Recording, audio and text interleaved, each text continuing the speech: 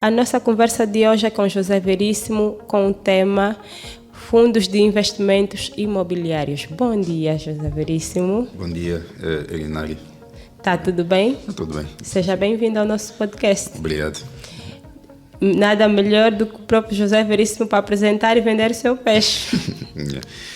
O meu nome é José Veríssimo, sou advogado de profissão, portanto, sou licenciado em Direito pela Universidade Católica de Angola, especialidade jurídico-econômica.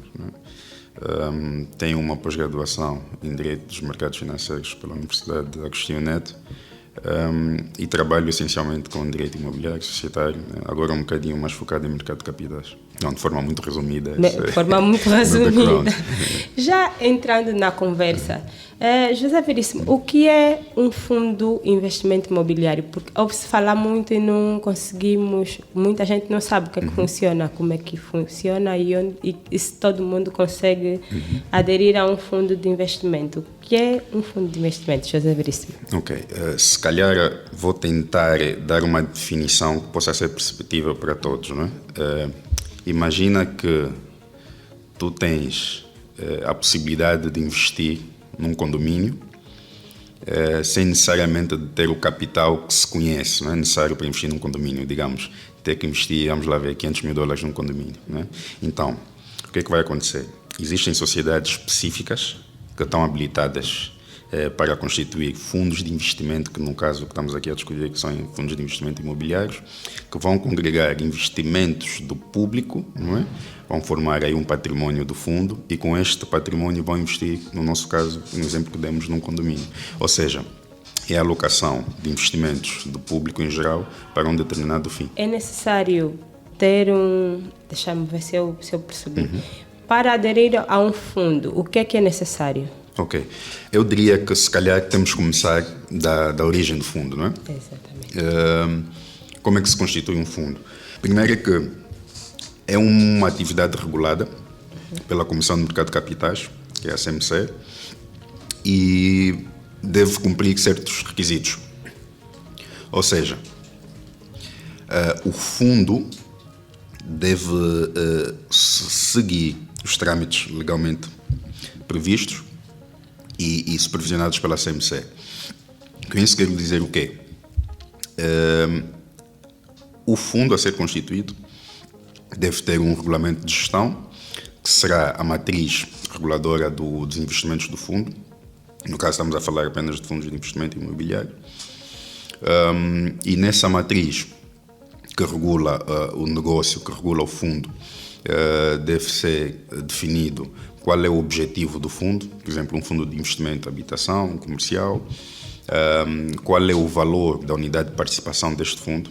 A unidade de participação é como se fosse a cota à parte de todos os subscritores do fundo. Qual é o tempo de vigência do fundo, pode ser por tempo determinado ou por tempo indeterminado. E depois é feita uma análise técnica por parte da CMC e de facto a CMC chega à conclusão se o fundo é viável ou não. Isso assim é que vai ao mercado, né? A CMC autoriza a constituição dos fundos de investimento. Quem pode participar de um fundo de investimento? Todo mundo. Daí é importante ter contacto com o regulamento de gestão, com o prospecto completo ou simplificado do fundo, que vai direcionar o nicho de clientela desse fundo. Com isso quero dizer o quê? Se, por exemplo, pretende-se que se construa no Talatona, vamos lá ver, um novo complexo residencial de 5 ou 10 torres, claramente que o investimento não vai ser pequeno. Né? Então nós temos que demistificar aqui essa questão do investimento. Não é? E é com base nesse projeto que se vai estabelecer o valor mínimo da unidade de participação neste fundo. Portanto, há fundos no mercado que o valor mínimo de entrada são 2.000 kwanzas. Mas agora, eu não quero com isso dizer que você ao investir 2.000 kwanzas vai ter uma rentabilidade de 50 milhões de kwanzas. Né? Não podemos optar pela utopia. Não é? E a verdade é essa, não é? É saber, portanto, qual é o nosso objetivo com o fundo, quanto temos para investir e depois o tempo de retorno, não é? Do investimento. Portanto, isso vai determinar a nível pessoal se de facto esse fundo é o ideal para mim, se não é. E é mais ou menos isso que define a decisão de investimento ou não num fundo. Eu queria perceber com o José como é que funciona. Normalmente qualquer pessoa pode participar de um fundo de investimento imobiliário, será? Sim e não. A primeira limitação é a capacidade financeira. Não é? Com 2.000 kwanzas O fundo que tem unidades de participação nesse valor. Ok. Portanto, e dei o exemplo aqui de um complexo, digamos, de 5 torres, cujo valor total de investimento, vamos lá ver, 5 milhões de dólares. Não é? Portanto, não há interesse do fundo obter, por exemplo, rendimentos de 2.000 kwanzas dos subscritores. Okay. Portanto, a verdade é que existem fundos alocados para certos tipos de investidores, porque isso depende muito também do apetite ao investimento. Tem aqueles que são mais conservadores, portanto, preferem estar a investir 10.000 kwanzas por unidade de participação, 5.000 kwanzas por unidade de participação, e há outros mais arrojados, os ditos investidores qualificados, né, ou institucionais, que não se importam, por exemplo, de investir $1 milhão, $2 milhões num fundo de investimento. Portanto, isso é que determina muito também o escalão do investidor. Quanto maior for o investimento, maior é o rendimento? Simples quanto isso. Simples quanto isso. Eu estive a investigar um bocadinho e vi que as unidades podem ser abertas ou fechadas. Eu fiquei sem perceber como é que funciona isso. Tal como disse, se calhar vale a pena começarmos da base, não é? Exatamente. É bom começar da aula do princípio. Pois, o que é uma unidade de participação? E vamos tentar dar aqui exemplos práticos para permitir aqui a apreciação. Uma unidade de participação é como se fosse uma cota que os sócios detêm sobre uma empresa. Okay. Portanto, se nós temos aqui uma empresa, o nome é Melbiva, não é? É o nome da nossa empresa. E a empresa possui 2 sócios, no caso a Ignária e eu, 50-50. 10.000 kwanzas é o valor do capital social. Portanto, eu tenho 5.000 kwanzas de capital social, portanto, a Ignária também tem os outros 5.000 kwanzas de capital social. Na lógica do fundo, não é? Como se o fundo fosse essa sociedade, o valor da unidade de participação que eu detenho sobre o fundo é de 5.000 kwanzas. Da Ignária é a mesma coisa. Está a ver? E essa é a lógica da unidade de participação. No fundo, não existe uma cota, não existe, por exemplo, ações. Tenho uma unidade de participação desse fundo e passo a ser subscritor do fundo. O que é que, por exemplo, determina a minha qualidade de subscritor do fundo? As unidades de participação que eu tenho sobre o mesmo. E depois tem outros fatores, por exemplo, isso depende muito do regulamento de gestão, se, por exemplo, o fundo permite o reembolso ou não, o resgate, no caso, ou não, das unidades de participação, isso aí vai nos levar a determinar se o fundo é aberto ou fechado. Portanto, é aberto quando permite o resgate da unidade de participação e é fechado quando não permite, não é? Ou seja, é preciso mesmo que se observe o tempo. Imagina um fundo de investimento imobiliário, que é o nosso tema, que tem como prazo 10 anos e é aberto. O que é que isso quer dizer? Eu vou investir 1 milhão de kwanzas, por exemplo, neste fundo, e eu posso, mediante os critérios estipulados no regulamento de gestão, reaver este valor que eu investi a título de unidade de participação. Eu posso, durante esses 10 anos. Contrariamente, não é verdade, né? Quando o fundo é fechado e eu investi 1 milhão, 2 milhões de kwanzas, eu não consigo o resgate dessa unidade de participação, a menos que se verifique o culminar do prazo. 10 anos. Na verdade, quais são as vantagens e as desvantagens que podemos ter ao investir em um fundo? Porque diz que quem tem terra tem tudo. Quem tem imóvel nunca vai à falência. Isso é verdade, porque há quem diga que o principal commodity no mundo são os imóveis. Não é? Nós conhecemos investidores agressivos como o Warren Buffett, o Jeff Bezos, que investem de forma muito séria nos imóveis, tem grande parte do seu portfólio em imóveis. Eu, particularmente, sou da opinião que os imóveis são, sim, uma grande commodity, porque a variabilidade do preço do mercado é muito, é muito ínfima, tá vendo? Tu não vais de 0 a 10 de repente, ou de 0 a 10 da noite para o dia, né? Há aí um comportamento que o mercado apresenta que varia muito pouco. E também a verdade é que é uma indústria financeiramente pesada, né? Não se investe em imóveis com pouco dinheiro, a depender do tipo de imóvel, né, que você quer. Quais são as vantagens e desvantagens?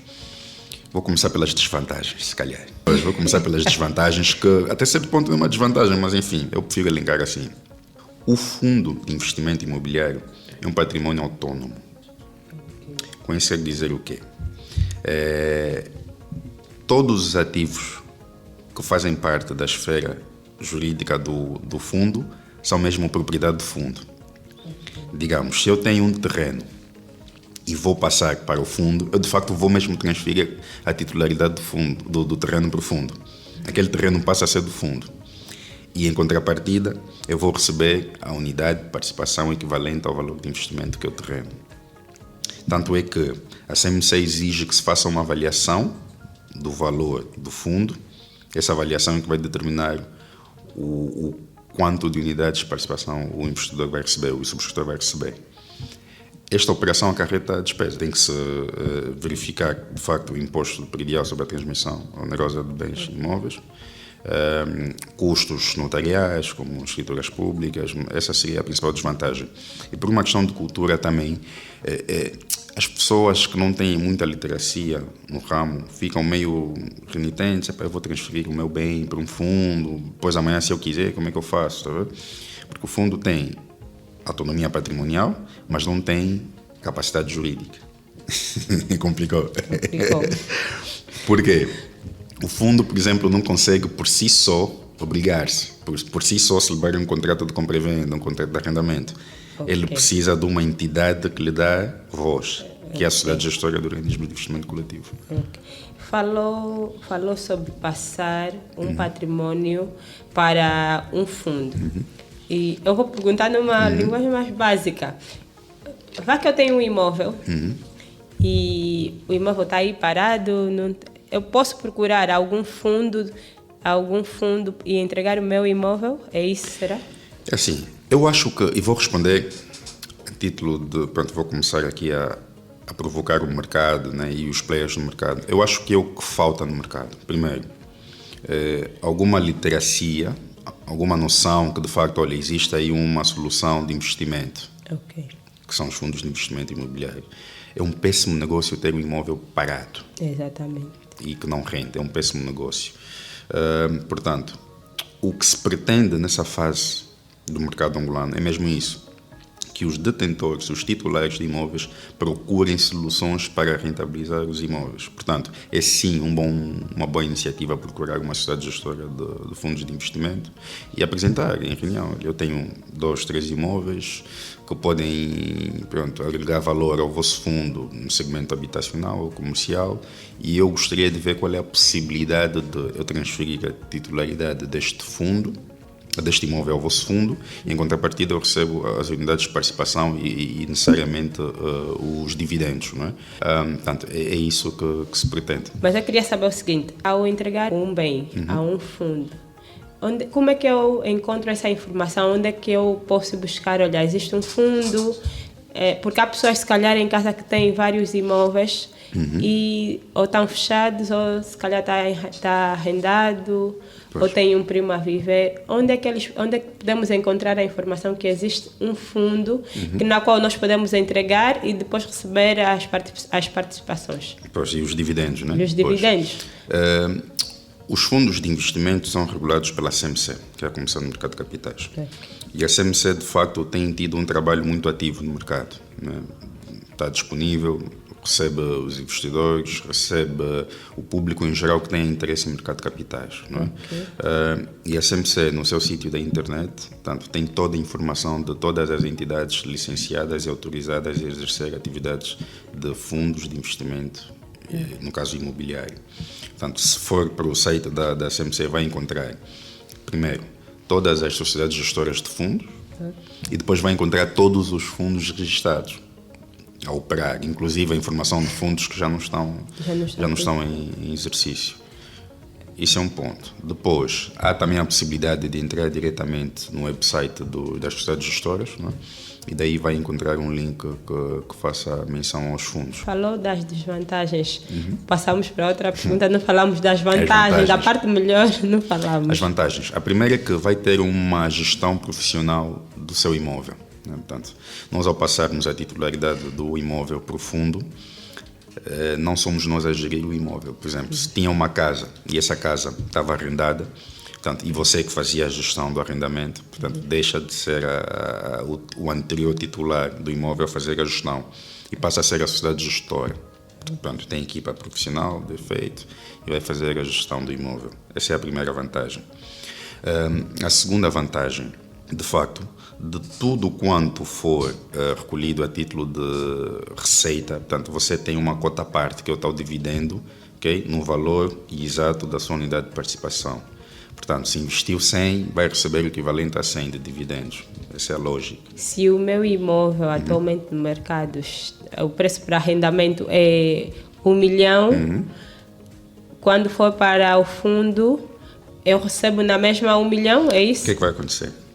O fundo não vai ter só o seu imóvel. Exatamente. Portanto, vai ter o seu imóvel, vai ter o meu, portanto, vai ter o imóvel da Joana, do João, e aquilo vai formar o património do fundo. Okay? Portanto, o fundo mensalmente tem atividades que são diversas. Portanto, o seu imóvel que está arrendado, mensalmente vai gerar receita. O imóvel X está, portanto, arrendado ou em exploração, também vai gerar receita. E no final do mês, o fundo tem uma receita global. Ok? E é sobre essa receita global que você vai aferir o seu dividendo. Se, por exemplo, o facto de ter transmitido o seu imóvel para o fundo lhe deu direito a unidades de participação num valor de 1 milhão, quer dizer que o seu dividendo vai ser calculado de acordo com a sua quota parte no fundo. É um encontro de subscritores. Daí a lógica, por isso é que disse no princípio bem, quanto maior o investimento, maior o retorno. Existem quantos tipos de fundo de investimento imobiliário? O que eu queria perceber como é que funciona os tipos de fundo de investimento imobiliário. Ok.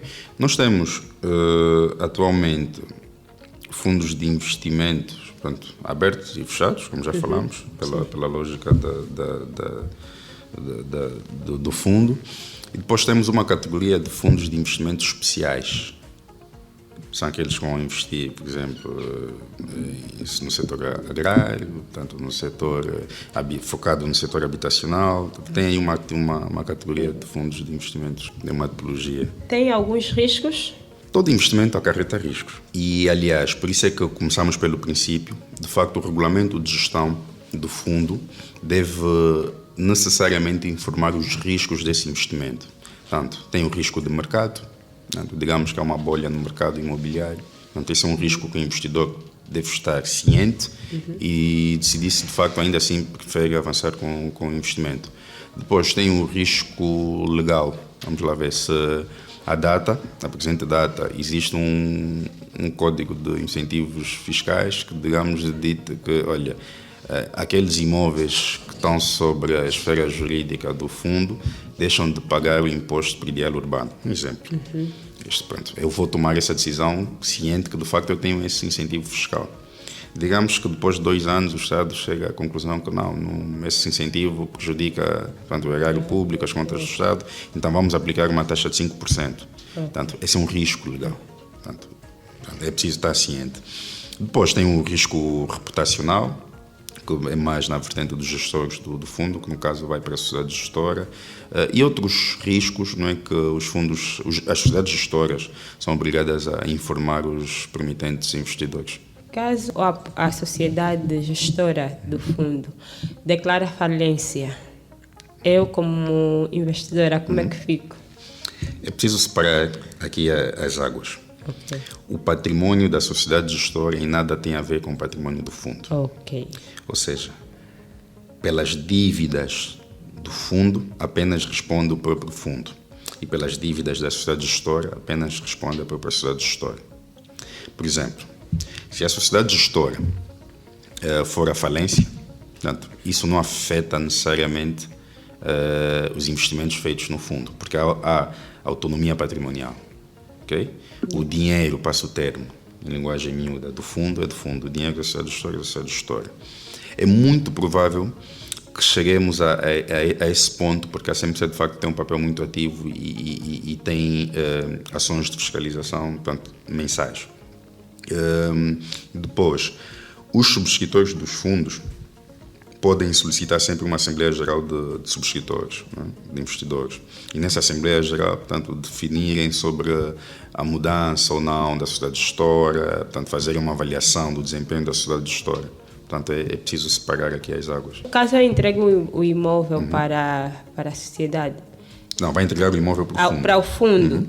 E, posteriormente, eu queira rescindir o contrato ou tirar o meu patrimônio do fundo. O que é que eu receberia? O que é que eu teria que pagar alguma coisa? Como é que funcionaria isso? Qual seria o processo? Isso deve ser analisado caso a caso. Né? Os regulamentos de gestão têm que ser o mais abrangentes possível e os mais específicos possíveis para esses casos. Mas, entretanto, se decidir amanhã retirar o seu investimento, precisa estar atento a que tipo de fundo se refere. Se for aberto, é possível. Mas se for fechado, já sabe que a ideia é que termine de facto o prazo, a vigência do fundo. E depois só daí é que tem a decisão. Né? Eles podem ser renováveis ou não, portanto, mas você aí pode decidir se vai optar pela renovação ou não. Não é? Portanto, é por aí. Depois, é uma questão de tomada de decisão. Não é? A principal desvantagem seria que eu tendo o investimento no fundo, eu tenho uma gestão, ou pelo menos subentende-se que eu tenho uma gestão profissional, portanto, daquele investimento. Portanto, eu sei que a dada altura eu vou obter dividendos deste investimento. Agora, se eu decidir retirar, portanto, a menos que tenha uma ideia melhor, um investimento melhor, portanto, isso é muito subjetivo. Se o patrimônio que eu entreguei ao fundo, eu entrego para arrendamento e depois decido vender.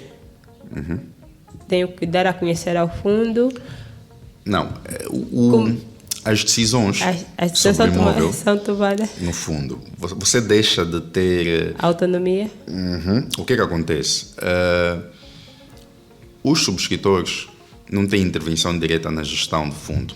Se o fundo entender que, olha, é um bom investimento vender este imóvel, vamos adquirir, por exemplo, 2 milhões, portanto, o fundo pode fazê-lo. Pode fazê-lo, porque o patrimônio é do fundo. O patrimônio deixa de ser seu. Esse é um dos riscos também. O que seria um risco? Se de facto for uma boa oportunidade de negócio, inclusive pode receber um investimento, um retorno maior do que aquilo que inicialmente fez. Essa é a ideia. Isso é durante um tempo. Quando o fundo for por tempo determinado. Se for indeterminado, não. Okay. É assim, existe um... O fundo depois portanto, recebe um valor, né, de patrimônio, o ativo do fundo. Quando se fala o ativo do fundo, são todos os ativos que fazem parte do fundo. O seu imóvel, o meu dinheiro, o imóvel do João. Portanto, aquilo vai se tornar o capital, o patrimônio do fundo. Portanto, e este patrimônio é gerido pela sociedade gestora. Okay? Por isso é que, no princípio, eu disse que, se calhar, uma das desvantagens é a falta de literacia e o subscritor ficar com receio para estou a transferir a minha propriedade para o fundo, vou receber isso, amanhã se eu quiser, está a ver? É um bocadinho mais a lógica do negócio. Exatamente. Né? Em mercados mais maduros, por exemplo, nos Estados Unidos, portanto, que a bem ou a mal será sempre a referência a nível global. Os fundos de investimento, portanto, são soluções de facto milenares, imobiliários milenares. Por exemplo, nós falei do Warren Buffett, que é conhecido como, se calhar, o melhor investidor de todos os tempos, investe muito no mercado imobiliário. E houve recentemente, penso que em agosto do ano passado, ele fez uma reestruturação do seu portfólio. Ou seja, investiu nas 3 principais construtoras dos Estados Unidos atualmente, cerca de... Depois vou precisar o valor, mas refez, não é, o seu portfólio, voltou a aplicar em fundos de investimento. E normalmente, quando o Warren Buffett faz isso, o mercado fica alerta. Se o mago faz isso, é porque há algo aí que está acontecendo. Alguma coisa boa está a vir. Então, é uma questão de... Tal como disse aqui na conversa que estávamos a ter antes, é uma questão de literacia, as pessoas estarem informadas que, de facto, há uma solução de investimento para lá da solução tradicional, que é a banca. E depois, nós estamos num momento em que a CMC, e o BNA, né, decidiram que vai se efetivar a segregação das atividades. Antigamente, não sei se sabe, mas os bancos faziam, tinham a banca comercial e a banca de investimento. Né? Então, eles estavam com com essas duas atividades. E hoje em dia, as atividades de investimento, portanto, estão para as sociedades corretoras, sociedades gestoras e distribuidoras de valores imobiliários. Portanto, é um momento novo, portanto, mas de oportunidade para todos. Não é? E é necessário que se divulgue as soluções de investimento. Exatamente. É necessário. Porque tem muita gente que se calhar tem dinheiro ou tem vários imóveis aí parados e não sabe o que fazer. Eu acho que é necessário passar a informação principal e trabalharmos todos juntos. Os bancos, os peritos, os corretores, as empresas. Acho que é necessário. É necessário, e volto a falar na cadeia global, não é? O particular precisa de liquidez. Porque a lógica do mercado, a lógica da sociedade não difere. Nós temos, de um lado, agentes excedentários, que têm muito dinheiro, portanto, têm as poupanças. E depois, do outro lado, temos agentes deficitários, que precisam de liquidez para alocar a necessidades de tesouraria, investimentos, pronto, por aí afora. Então, nós temos depois um mercado que permite essa transação. Portanto, quem tem, dá. E quem não tem, recebe e dá em garantia outro bem. Eu, enquanto particular, se tiver um imóvel, quero vender, porque preciso de fazer face a uma despesa pontual, eu preciso do perito avaliador. Exatamente. Porque eu preciso saber realmente qual é o preço do mercado do meu imóvel. Portanto, por um lado. Do outro lado, eu com este relatório do perito avaliador, vou à banca ou vou ter como potencial promitente comprador e vou dizer, olha, o meu imóvel vale X. Okay? E o potencial comprador vai à banca, vai dizer, eu quero um crédito para adquirir um imóvel, está aqui o relatório do perito avaliador, estão aqui os documentos do imóvel e a banca vai executar com base nisto. Esse perito avaliador, portanto, deve cumprir alguns requisitos, inclusive deve estar inscrito na CMC, portanto, e é assim que o mercado funciona. É assim que o mercado funciona. Mas para isso é preciso que, de facto, se informa. É preciso que eu, enquanto cliente de um banco comercial, portanto, se eu for a um banco e disser, olha, eu preciso de um crédito habitacional, portanto, o banco possa dizer, olha, não, existe uma sociedade gestora de fundos de investimento imobiliário, existe um perito avaliador de imóveis, existe aquela corretora imobiliária, portanto, consulte essas entidades, portanto, e nos traga uma solução. Hoje em dia, vê-se muito. Eu acho que os bancos, se calhar, não sei se existe essa área. Eu acho que a falta de informação também acaba levando isso. Nós, às vezes, recebemos muitos clientes que querem comprar casa por financiamento, mas ainda não recebeu ou nem foi para o banco fazer a simulação, não sabe como é que funciona. Caso queira fazer um financiamento, eu posso ir até um banco e comprar um imóvel que pertence a um fundo, a um fundo de investimento, será? Sim, se, por exemplo, o fundo decidir vender. Okay? Se o fundo decidir vender, por exemplo, vamos lá, estamos na Baixa da cidade. E atualmente, é um exemplo, não é? Atualmente o apetite imobiliário está na Zona Sul. Portanto, o fundo vai reunir em Assembleia Geral e vai decidir, olha, vamos reduzir o nosso portfólio de investimento de imóveis na Baixa da cidade, vendendo 5 imóveis, por exemplo.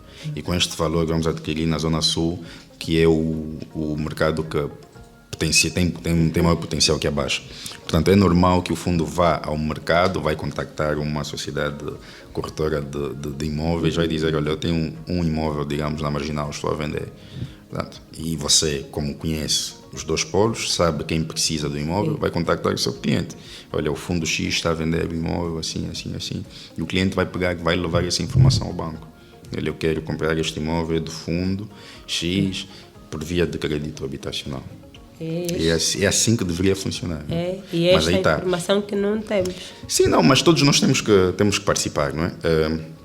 Os mediadores têm de informar os clientes que é possível, portanto, adquirir um imóvel de um fundo. Os mediadores têm de ter eu diria, o atrevimento, no bom sentido, de contactar as sociedades gestoras e dizer, olha, Se você tem um fundo, um imóvel à venda ou pretende adquirir um imóvel, eu, por exemplo, conheço clientes que estejam a vender ou clientes que queiram comprar. Portanto, é preciso fazer aqui essa ponte, esse jogo de interesse. O mercado ainda está um bocadinho fechado. Não, o mercado é incipiente. Os mercados incipientes costumam ter déficits de informação. Ok? Por exemplo, não é comum você contactar vamos lá ver, a depender da formação também, né? Contactar um investidor. Pronto, vamos lá, é comerciante, portanto não tem, e sem querer subestimar, claro, as pessoas, é comerciante, está com os seus 68, 70 anos, mas tem um bom património, portanto, naquele tempo aproveitou, comprou vários terrenos, portanto, mas não estão a render. É difícil convencer este senhor que de facto olhar uma solução.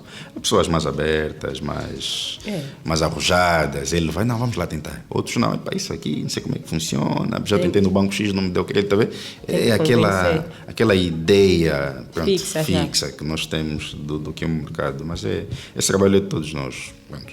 Das universidades, do regulador, que no caso estamos aqui a discutir, a CMC, do BNA, dos mediadores de imóveis, portanto, todos nós temos que contribuir. Qualquer pessoa pode criar um fundo? Não. Existem requisitos, não é, para a constituição do fundo. Qualquer pessoa, se tiver, claro, idoneidade, okay, para ser membro de um fundo, pode. Quando digo idoneidade, vamos lá ver, que não tem nenhum ato inconfesso, portanto, não esteve metido com nenhuma questão ilegal, portanto, pode ter acesso ao fundo. Mas, de facto, a criação do fundo é um ato que depende de sociedades autorizadas por efeito, falamos das sociedades gestoras ou corretoras, que estejam habilitadas por efeito, e têm que passar escrupulosamente pelos requisitos da CMC, a capacidade técnica, know-how, né? A capacidade financeira que de facto permita gerir estes fundos, porque isso é que vai determinar de facto o sucesso ou não do fundo. Hoje em dia, a maior parte dos fundos são de particulares ou da banca? Aqui em Angola, estamos a falar aqui em Angola. Esse é o desafio, não é? Nós tínhamos, isso não é nenhuma inconfidencialidade, nós tínhamos as principais sociedades gestoras de fundos de investimento imobiliário, no caso, na banca.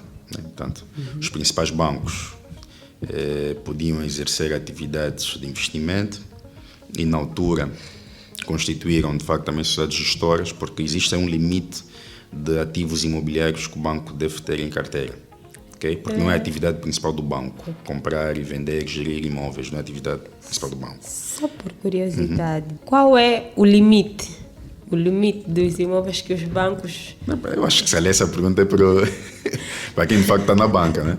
Mas eu sei que existe esse limite e tudo aquilo, porque assim, o negócio principal da banca não são imóveis. Exatamente. Portanto, é conceder crédito, por aí afora, né? E eu acho que, pronto, e muito bem que estamos agora no momento da revolução, portanto, a famosa banca de investimento, a famosa banca comercial, que nós, na verdade, não vamos utilizar essa tipologia ou essas definições, porque agora, de facto, temos instituições financeiras bancárias e instituições financeiras não bancárias. De facto, chegamos num momento em que já conseguimos dizer não. Nós temos instituições financeiras bancárias, que são os bancos, nós sabemos, e temos instituições financeiras, de facto, não bancárias. As sociedades corretoras e distribuidoras de valores imobiliários, as sociedades gestoras de organismos de investimento coletivo e outras, por acaso. Portanto, considerando que o banco tem essa limitação de ativos imobiliários no seu portfólio, passo o termo, então havia a necessidade de transferir tudo aquilo que fosse acima do limite para entidades que de facto pudessem explorar. Então constituíram sociedades gestoras de organismos de investimento coletivo para gerirem o património imobiliário da banca, né? Que era da banca, mas passou ao fundo, eles constituíram um fundo. Pronto, e estamos nessa fase do mercado, Na fase de mexer o mercado e melhorar as coisas. Estamos numa fase muito, muito interessante, que de facto há oportunidade para todos que tenham capacidade por efeito, e vai-se fazendo o mercado. Aliás, nós falávamos mais cedo que o mercado está agitado. Está agitado. Há muita procura, pouca oferta. Isso é um sinal. Qual seria a solução para isso? Não, eu ainda acho que nós temos, de facto, muita procura, pouca oferta, porque também não temos informação suficiente. Repara, nós temos ainda muitos imóveis fechados. Temos, bastante. Desde os antigos, desde os novos. Muitos imóveis fechados. Portanto, a questão que se coloca aqui é em que pé andam esses imóveis, por exemplo. E tivemos recentemente alguns confiscos, não é? Portanto, é preciso saber qual é o destino que se dá a esses imóveis. Imóvel parado é um péssimo investimento, quer para o Estado, quer para o particular. O Estado, porque tem que arcar com despesas, e eu penso que a principal preocupação do Estado não deveria ser essa. E o particular, porque não tem o seu investimento a gerar rentabilidade. Então, é um péssimo negócio. E é preciso que, de facto, as pessoas percebam que quanto mais, de facto, imóveis nós colocarmos no mercado, mais ele gera receita. Por exemplo, há realidades, e discutia-se isso em Portugal até pouco tempo, que todos aqueles que, de facto, tiverem mais de 12 imóveis arrendados teriam uma diminuição no imposto. No imposto. Pois. Então, são esses incentivos que nós temos que criar. Porque, por exemplo, eu não... Vamos lá, tenho aí 12 imóveis. Portanto, se eu tiver 12 imóveis arrendados e consigo, por exemplo, um benefício fiscal à altura do investimento que tenho, claro que se calhar até compro mais uns 2, 3 arrendo, porque eu estou a ser incentivado a investir. Okay? Agora, se continuarmos nas mesmas dificuldades, por exemplo, adquirir direito de superfície, conseguir registrar o imóvel nas finanças, que por acaso não é nenhum grande tema, mas está a ver? São essas dificuldades que nós enfrentamos no dia a dia. Por exemplo, a esse ponto é complicado quando você é o detentor de um imóvel, não vou falar titular porque você não tem título, é detentor de um imóvel há 20 anos e você não consegue obter o título de propriedade. É complicado, nem digo propriedade, o título, o direito de superfície sobre esse imóvel, ou outro direito fundiário, está a ver? Então são essas deficiências que de facto levam o cidadão à desconfiança de certos investimentos. Por exemplo, como é que você vai transferir para um fundo um imóvel que você não tem direito de superfície? É isso que eu queria perguntar. É complicado. Se com o compra e venda e o termo de quitação dá para passar o imóvel para um fundo? Não, nós vamos começar pela base. Os negócios imobiliários obedecem uma forma, é a escritura pública. Para se verificar de facto a tradição do imóvel, que é a transferência de titularidade do antigo proprietário para o novo, tem que ser celebrado por escritura pública. E a escritura pública compreende alguns pré-requisitos. Exatamente. Um deles é o título que lhe dá base. Pode ser um direito de superfície, um direito de ocupação precária. Tem que ter um direito fundiário, um título de direito fundiário. Portanto, quando você não tem isso, legalmente você não consegue, de facto, efetivar a transferência desse direito de superfície, desse imóvel. Entretanto, é complicado se, por exemplo, você é o detentor de imóvel há 20 anos, tem aqui a oportunidade de negócio e não consegue fazê-lo porque você não tem título.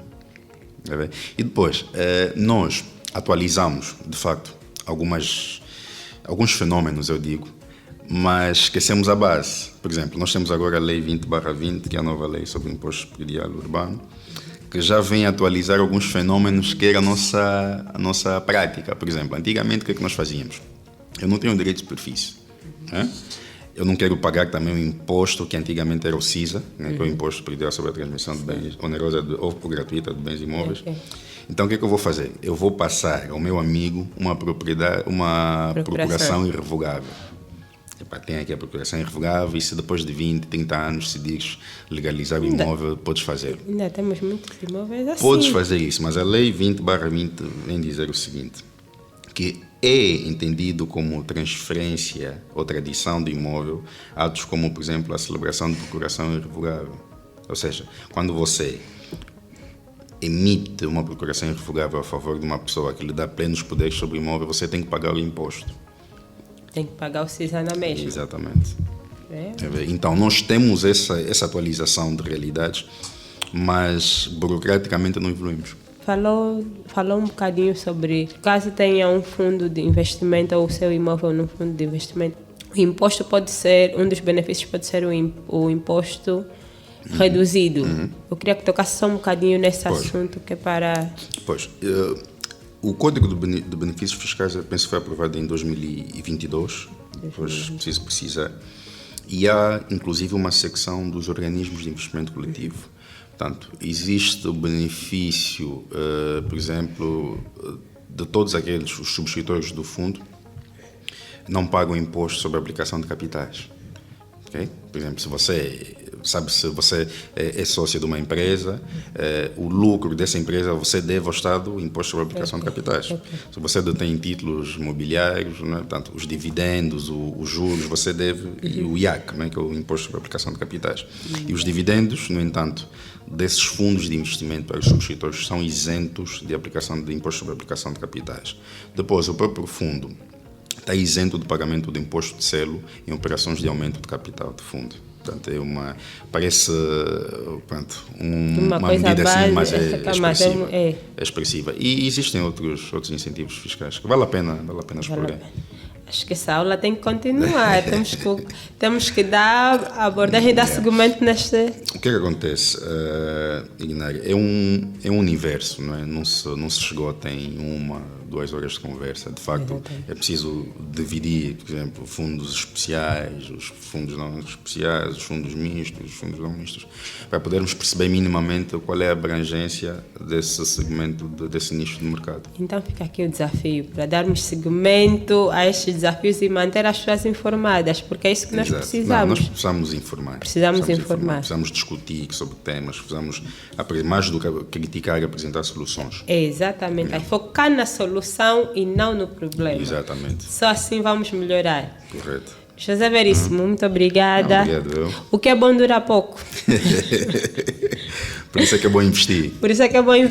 Obrigada. Não, obrigado eu pelo convite e parabéns pela iniciativa. Obrigada. E que, de facto, possam ter sucesso. As portas estão sempre abertas. Já conheço. E quando tiver um tempinho, é só... Olha, vamos dar continuidade na nossa conversa para informar o pessoal. Tá bem. Teria muito gosto. Tá bom. Muito obrigada, José. Tá. Chegamos ao fim de mais uma conversa com José Veríssimo, falando-nos um bocadinho sobre o Fundo de Investimento Imobiliário. Para hoje é tudo. Sigam as nossas páginas no Facebook, Instagram, programa Meu Biva. Estamos também no YouTube. É podcast Meu Biva. Vá lá, se inscreve, deixa as suas dúvidas que nós teremos todo o gosto em responder. Meu Biva, o link certo para o seu Biva. Vamos agradecer aos nossos patrocinadores oficiais, que é a Rádio Play Digital, a Pai PR, o Zânio Francisco, que cuida da nossa identidade visual, Maruan, o salão que cuida do nosso look, e a Jessiane Mãos de Fada.